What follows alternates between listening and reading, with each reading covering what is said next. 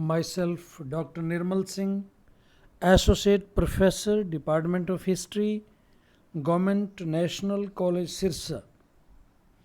आज के हमारे इस लेक्चर का टॉपिक है establishment of Mughal empire in India, Babur, part 2। First battle of Panipat, April 21, 1526 AD। दोस्तों, पिछले लेक्चर में हमने किस प्रकार की 1526 में भारत में राजनीतिक परिस्थितियां थी उन पर विचार किया था, और ऐसा माना जाता है कि ऐसी परिस्थितियों में बाबर ने भारत पर आक्रमण किए और उसको सफलता प्राप्त हुई। बाबर किन कारणों की वजह से भारत को विजय करना चाहता था, सबसे पहले हम उन पर विचार करेंगे। पहला जो इसमें पॉइंट हम ले सकते हैं, साम्राज्य स्थापना की महत्वाकांक्षा। बाबर अत्यंत महत्वाकांक्षी व्यक्ति था। वो मात्र फरगना का शासक बना रहने से संतुष्ट नहीं था। अपनी महत्वाकांक्षा को पूरा करने के लिए उसने 3 बार समरकंद पर आक्रमण किया, परंतु तीनों बार समरकंद उसके हाथों से निकल गया। मध्य एशिया की असफलता के बाद उसे ऐसा लगा कि उसकी साम्राज्य स्थापित करने की महत्वाकांक्षा की पूर्ति भारत में हो सकती है, इसलिए वो भारत की तरफ आया। दूसरा पॉइंट हम इसमें लेते हैं, भारत की शोचनीय राजनीतिक स्थिति। तत्कालीन भारत की राजनीतिक स्थिति शोचनीय थी और उसने भी बाबर को भारत की तरफ आने के लिए प्रेरित किया। उस समय संपूर्ण भारत छोटे छोटे राज्यों में विभक्त था, जिनमें अत्यधिक पारस्परिक द्वेष था। भारत की 2 प्रमुख शक्तियां, मेवाड़ का राणा सांगा और दिल्ली का लोधी शासक इब्राहिम लोधी, इन दोनों के बीच में विरोध था, बैर था।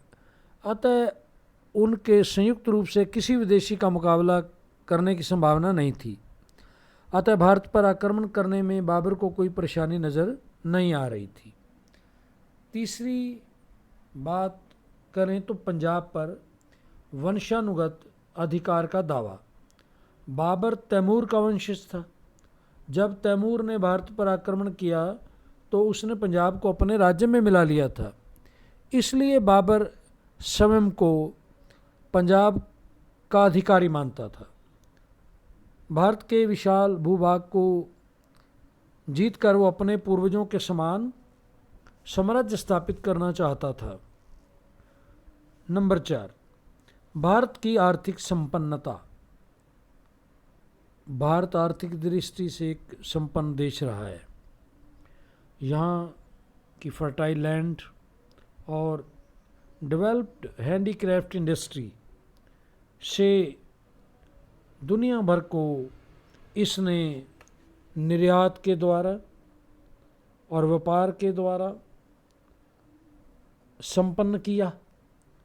भारत की धन दौलत के बारे में बाबर ने काबुल जाने वाले व्यापारियों से काफ़ी कुछ सुन रखा था। अपने विशाल साम्राज्य की स्थापना के लिए उसे धन की आवश्यकता थी, जो उसे काबुल से नहीं मिल सकता था। अतः भारत का धन लूटने की इच्छा भी उसे भारत ले आई। बाबर का चरित्र और अक्षमता। बाबर के चरित्र और उसकी क्षमता ने भी उसके भारत पर आक्रमण करने में सहायता की। वो एक प्रसन्नचित्त, लड़ाकू, युद्धप्रिय, साहसी, कभी ना हार मानने वाला सैनिक और योग्य सेनापति था। निरंतर युद्ध ने उसे योग्य और अनुभवी सेनापति बना दिया था। अपने विरोधी तुर्क, मंगोल, उज़्बेक, ईरानी, इनके विरुद्ध युद्ध करते हुए उसने अनेक तरीके सीखे।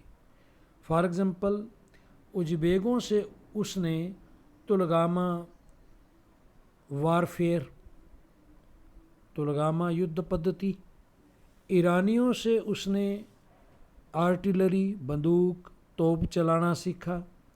तुर्कों से उसने गतिशील घुड़सवार सेना का संचालन करना सीखा। बाबर अपने इन अनुभवों का प्रयोग भारत में करना चाहता था। इस्लाम का प्रचार। कुछ विद्वानों की ये भी मान्यता है कि बाबर भारत में इस्लाम धर्म का प्रचार करने के उद्देश्य से आया था। उसकी नज़रों में भारत काफिरों का देश था, अतः वो काफिरों को दंड देना अपना कर्तव्य समझता था।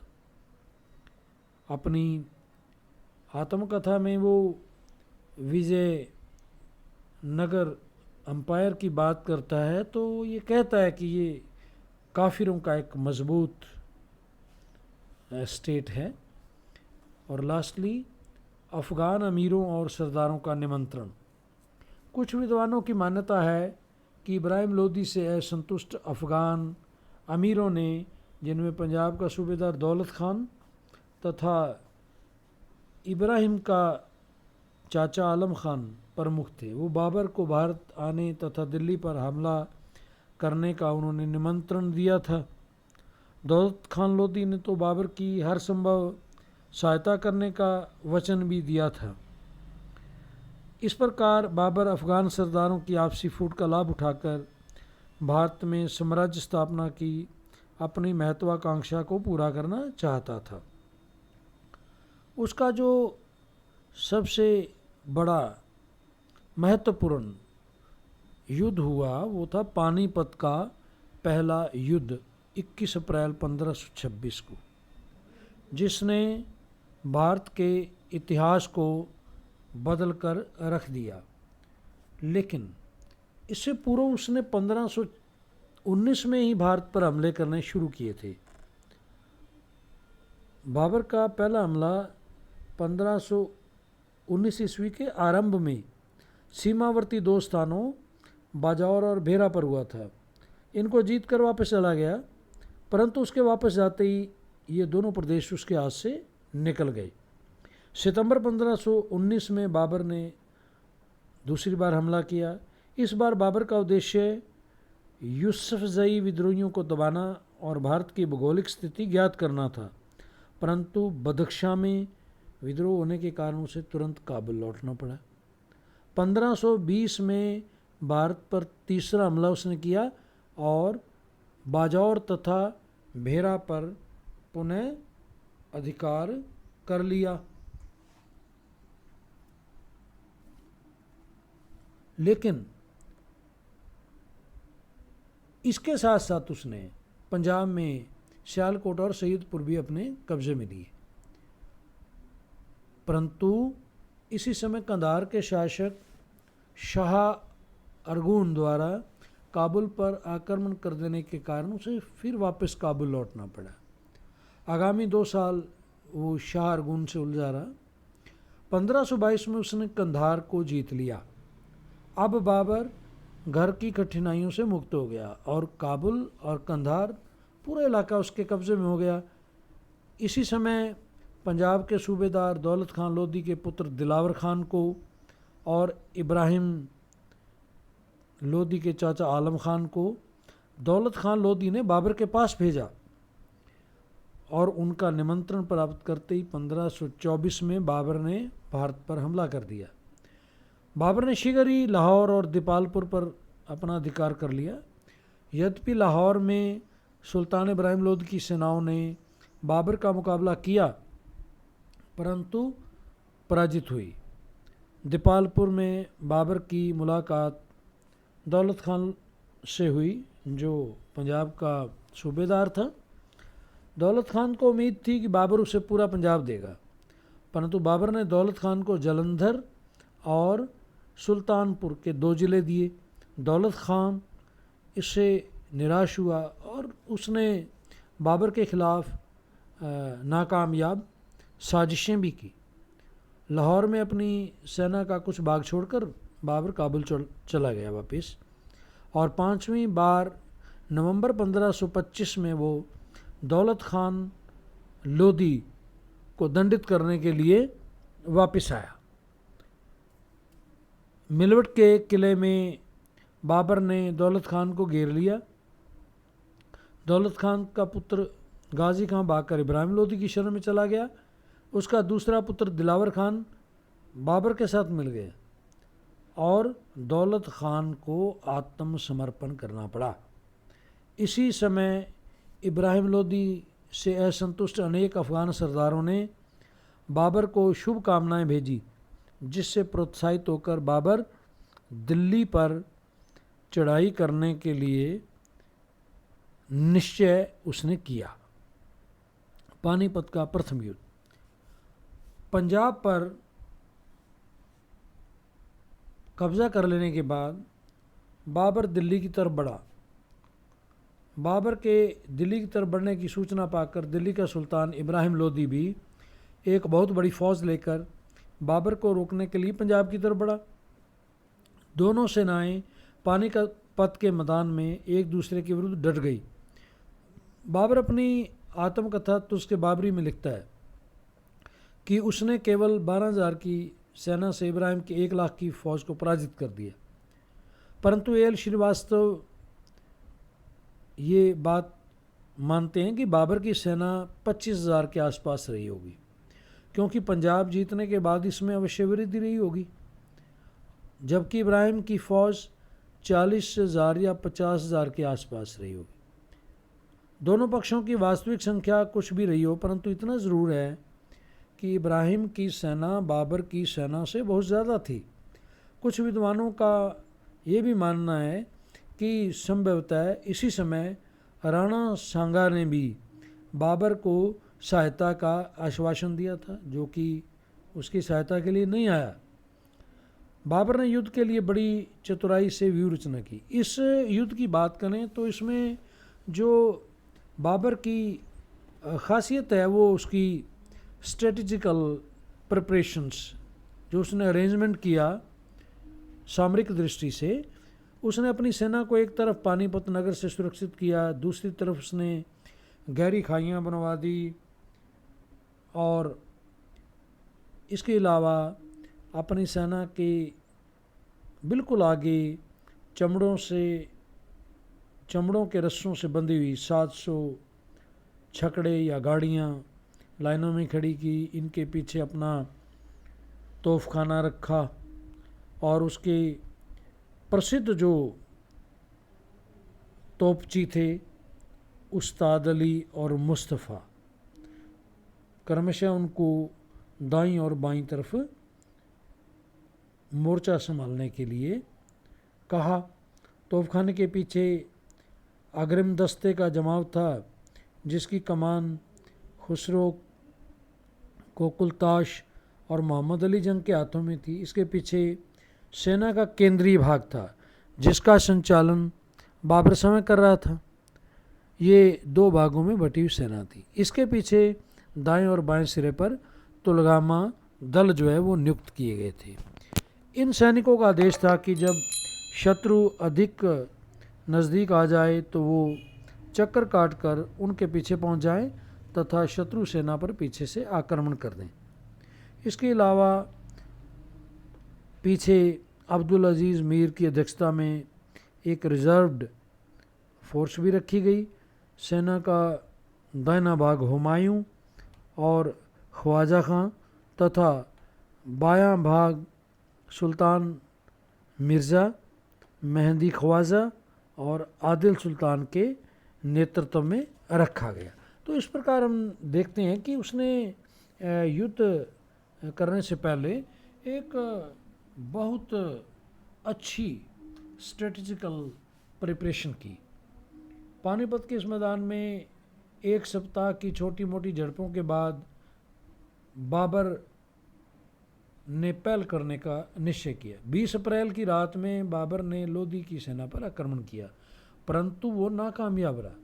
इससे इब्राहिम लोदी बड़ा उत्साहित हुआ और उसने 21 अप्रैल को अपनी फ़ौज को बाबर की सेनाओं पर हमला करने का आदेश दे दिया। ये एक निर्णायक युद्ध का आरंभ था। बाबर की सेनाओं ने 3 तरफ से इब्राहिम की सेना को घेर लिया और मुग़लों की तोपों ने और उनकी तुलगामा युद्ध पद्धति के द्वारा सैनिकों के घातक प्रहार के कारण अफ़गान सेना के पांव उखड़ गए। कुछ ही घंटों में हज़ारों अफ़गान सैनिक मारे गए। इब्राहिम लोदी भी युद्ध में लड़ता हुआ मारा गया। बाबर को केवल आधे दिन में ही इस निर्णायक युद्ध में विजय प्राप्त हुई और वो दिल्ली का विजेता बन गया। पानीपत में इब्राहिम को हराने के बाद बाबर ने हुमायूं तथा ख्वाजा के नेतृत्व में दल आगरा और दिल्ली पर कब्जा करने के लिए भेजा। इस प्रकार दिल्ली और आगरा पर भी बाबर का अधिकार हो गया। दिल्ली और आगरा से प्राप्त धनराशि को बाबर ने अपनी व्यक्तियों में उदारता से बांट दिया, अतः उसे कलंदर भी कहा जाने लगा।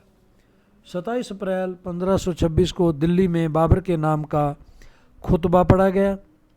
इस प्रकार भारत में मुग़ल साम्राज्य की जो है स्थापना हुई।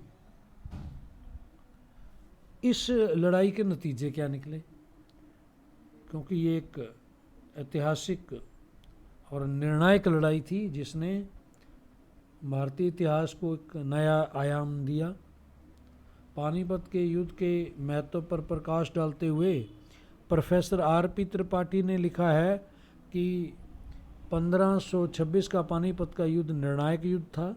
इसने भारतीय इतिहास में एक नवीन युग का आरंभ किया और इसके नतीजे बड़े ही स्थायी और दूरगामी निकले।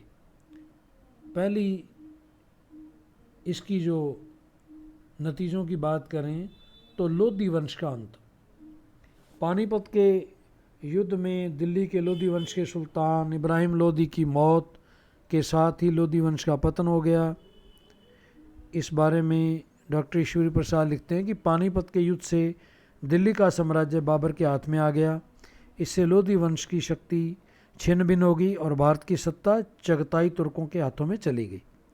नंबर 2, मुग़ल वंश की स्थापना। पानीपत की विजय के बाद बाबर द्वारा दिल्ली पर और आगरा पर कब्जा करने के साथ ही दिल्ली का शासन बाबर के हाथों में आ गया और एक नई शासन व्यवस्था भारत में स्थापित हुई, मुग़ल वंश की स्थापना। राजपूतों को निराशा। पानीपत के युद्ध से पहले राजपूत राजा राणा सांगा के नेतृत्व में दिल्ली में हिंदू राज्य स्थापित करने की सपन देख रहे थे, परंतु युद्ध के बाद बाबर द्वारा दिल्ली पर अधिकार कर लेने के कारण उनकी आशा पर पानी फिर गया। राजपूत ये सोचते थे कि युद्ध के बाद बाबर भी अपने पूर्वजों की तरह लूट मार करके वापस चला जाएगा, परंतु बाबर ने तो भारत में रहने का निश्चय कर लिया। राजपूतों को इससे बेहद निराशा हुई। वे बाबर को भारत से बाहर निकालने की योजनाएं बनाने लगे। चौथे, बाबर के बुरे दिनों का अंत। बाबर द्वारा दिल्ली और आगरा पर अधिकार कर लेने के बाद अब उसे साम्राज्य विस्तार के लिए इधर उधर भागने या छिपने की ज़रूरत नहीं रही। अब उसकी वीरता के चर्चे संपूर्ण एशिया में होने लगे और उसके मान सम्मान में वृद्धि हुई। इतिहासकार रशब्रुक विलियम्स लिखते हैं कि बाबर के इधर उधर भटकने के दिन बीत चुके थे और उसे अब अपने प्राणों की रक्षा के लिए अथवा सिंहासन को सुरक्षित करने के लिए चिंतित होने की ज़रूरत नहीं रही। उसे तो अब राज्य विस्तार के लिए युद्ध योजनाओं में शक्ति लगानी थी। 5वां पॉइंट हम करते हैं, नई युद्ध प्रणाली का जन्म। सैनिक दृष्टि से भी पानीपत का युद्ध बड़ा महत्वपूर्ण था। इस युद्ध में बाबर ने तुलगामा युद्ध प्रणाली का प्रयोग किया था, जिसकी उस समय भारतीय शासकों को जानकारी नहीं थी। इस प्रकार भारतीय युद्ध के परंपरागत तरीकों, हाथियों और बड़ी बड़ी सेनाओं का महत्व कम हो गया और तेज़ घूमने वाले घुड़सवारों और तोप तथा बारूद का महत्व बढ़ गया। लास्ट, तुर्क अफगानों में नया उत्साह। पानीपत के प्रथम युद्ध के बाद हिंदुस्तान की सत्ता अफगानों के हाथों से निकलकर मुग़लों के हाथों में चली गई। तुर्क अफगान शासक वर्ग पराजित हुआ और उनकी सत्ता खतरे में हुई। अतः अपनी सत्ता को बचाने के लिए अफगानों में नया रक्त और उत्साह संचारित हुआ। वे अपनी सत्ता को पुनः प्राप्त करने के लिए संगठित होने लगे और इसका नतीजा ये निकला, हम बाद में देखते हैं, शेरशाह सूरी ने मुग़लों को पराजित करने में कामयाबी हासिल की। इस प्रकार पानीपत के प्रथम युद्ध ने भारत में मुग़ल वंश की स्थापना के लिए एक भूमिका तैयार की, जिस पर आगे चलकर अकबर जैसे राजाओं ने एक विशाल साम्राज्य का निर्माण किया।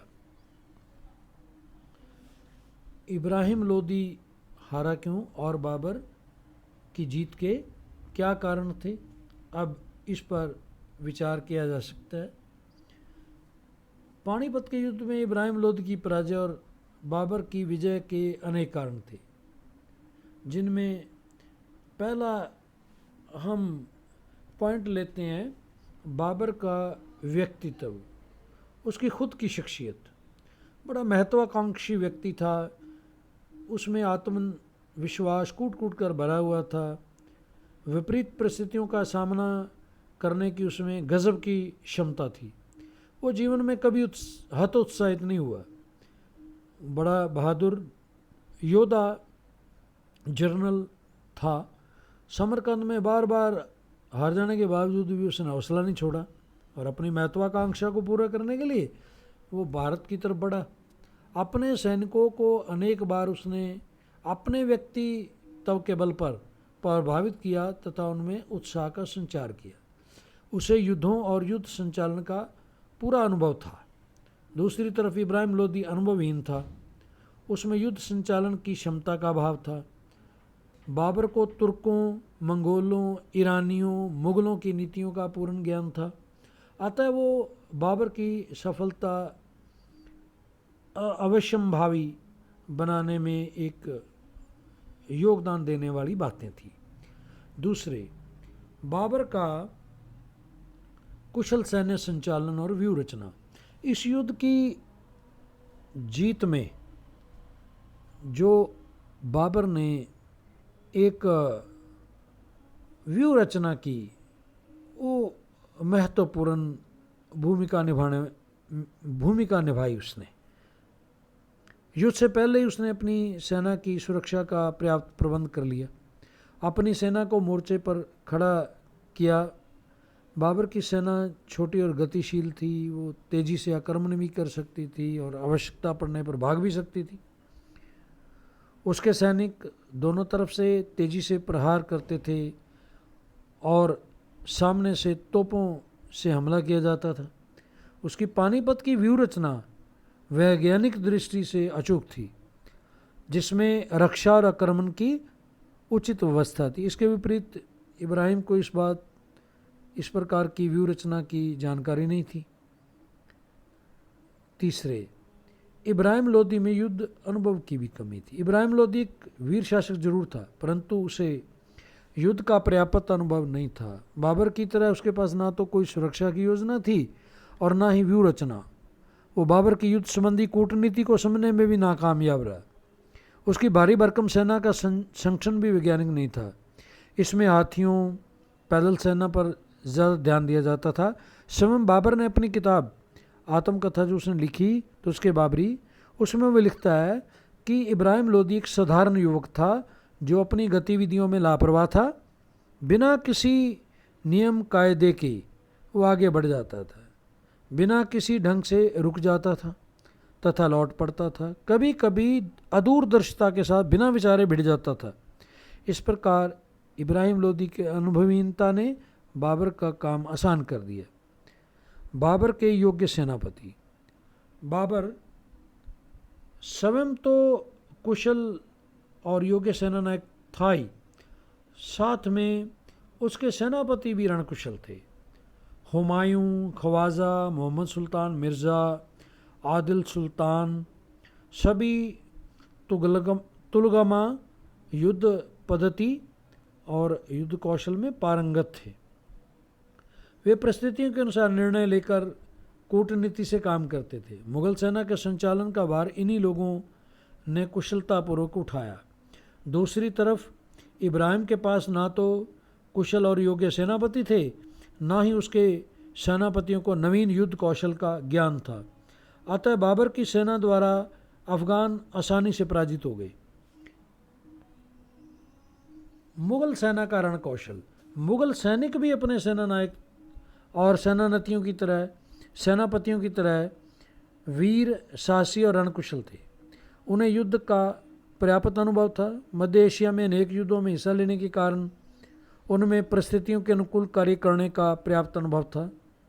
मुगल सैनिकों को भारत की धन संपदा का भी आभास था और उनको यूँ लगता था कि युद्ध जीतने की स्थिति में अपार धन दौलत मिलने में उनका भी हिस्सा होगा। दूसरी तरफ इब्राहिम की सेना में अनुभवहीन सैनिक थे जिन्हें जल्दी में भर्ती किया जाता था। इनमें राष्ट्रीय धार्मिक उत्साह की कमी थी। इनका संगठन फिरकों के आधार पर था। सैनिक स्वयं अफसर थे। बाबर अपनी आत्मकथा में लिखता है कि हिंदुस्तान के सैनिक मरना तो जानते हैं, लड़ना नहीं। अतः इब्राहिम की हार निश्चित थी। बाबर द्वारा तोपखाने का प्रयोग। प्रोफेसर एल श्रीवास्तव लिखते हैं कि बाबर की सफलता का प्रमुख श्रेय उसके तोपखाने को जाता है। बाबर द्वारा पानीपत के युद्ध में तोपखाने का प्रयोग किया गया, जिसमें उसकी सफलता को निश्चित कर दिया। हालांकि 15वीं सदी के मध्य में भारत के लिए बारूद और तोपें अपरिचित वस्तुएं नहीं थी, लेकिन इब्राहिम के पास तोपखाने का एक भी दल नहीं था। उसके सैनिक तोपखाने के प्रयोग से अनभिज्ञ थे। उधर बाबर तोपखाने के एक शक्तिशाली दल का स्वामी था, जिसमें बड़ी बड़ी तोपें और छोटी बंदूकें शामिल थी और उसके पास एशिया के कुशल तोप संचालक उस्ताद अली और मुस्तफ़ा जैसे लोग थे, जिन्होंने तोपखाने के कुशल प्रयोग द्वारा अफ़गान सेना के छक्के छुड़ा दिए और जीत जो है वो बाबर की झोली में आई। अफ़गानों का नैतिक पतन। देश प्रेमी, परिश्रमी और साहसी अफ़गानों के इन गुणों का स्थान धीरे धीरे आराम, मनोरंजन, विलासिता ने ले लिया। परिणाम स्वरूप उनका नैतिक पतन आरंभ हो गया। उनमें स्वार्थ की भावना का संचार हुआ। धीरे धीरे उनकी स्वार्थ भावना काफ़ी इतनी बढ़ गई कि जिसका प्रमाण हमें इब्राहिम के चाचा आलम खान द्वारा बाबर को भारत पर आक्रमण करने के लिए निमंत्रण देना है। इस बारे में एक विद्वान ने लिखा है कि इस युद्ध में पठानों की हार का सबसे बड़ा कारण उनका नैतिक पतन था। उनके लिए नैतिकता और सम्मान के मूल्य समाप्त हो चुके थे और उनका स्थान विलासिता और संपत्ति ने ले लिया था। इस कारण अफ़गान पराजित हुए। इब्राहिम लोदी को अन्य भारतीय शक्तियों का सहयोग न मिले। इब्राहिम लोदी की ढुलमुल नीति और अफ़गान सरदारों के प्रति उसकी संदेह की दृष्टि ने उसे अपने सरदारों और जनता के सहयोग से वंचित कर दिया। उसके व्यवहार के कारण उसके अपने सरदार दौलत खान लोदी तथा उसका चाचा आलम खान ने भी उसका सहयोग नहीं किया। यदि भारत की अन्य ताकतें भी जैसे मेवाड़, रणसंगा वगैरह, बंगाल, गुजरात, मालवा अपने स्वार्थों को छोड़कर इस कठिन समय पर इब्राहिम का साथ देती तो निश्चित तौर पर बाबर का युद्ध जीतना मुश्किल होता। परंतु बाबर के सौभाग्य और इब्राहिम की बदकिस्मती से ये सब नहीं हो सका और इब्राहिम लोदी को अकेले युद्ध करना पड़ा। परिणाम स्वरूप वो हार गया। लास्टली, गुप्तचर सेना का प्रयोग। अपनी व्यावहारिक नीतियों के कारण इब्राहिम लोदी अपनी गुप्तचर सेना को संगठित और कार्यकुशल नहीं बना सका। दूसरी तरफ बाबर ने पानीपत के युद्ध से पहले ही पंजाब के विभिन्न स्थानों पर चौकियां बनाकर अपनी राजधानी से संपर्क बनाए रखा। उसने इब्राहिम की सैनिक संगठन की कमज़ोरियों की जानकारी प्राप्त की। यदि इब्राहिम को बाबर की तुलगामा पद्धति का ज्ञान हो गया होता तो शायद वो युद्ध संचालन में सावधानी बरतता, परंतु दुर्भाग्यवश वो बाबर की सैनिक शक्ति और चालों का पता नहीं लगा सका। परिणाम स्वरूप पराजित हुआ, जबकि दूसरी तरफ बाबर उसकी हर सैनिक गतिविधि के बारे में जानकारी प्राप्त कर रहा था। इस प्रकार उपर्युक्त सभी कारणों के परिणाम स्वरूप पानीपत में बाबर की विजय और इब्राहिम की हार हुई, और इस जीत ने बाबर को भारत का स्वामी बनने के लिए एक रास्ता तैयार किया, और वो भारत में एक नए वंश, मुगल वंश के राज्य की स्थापना करने में कामयाब हुआ। थैंक्स।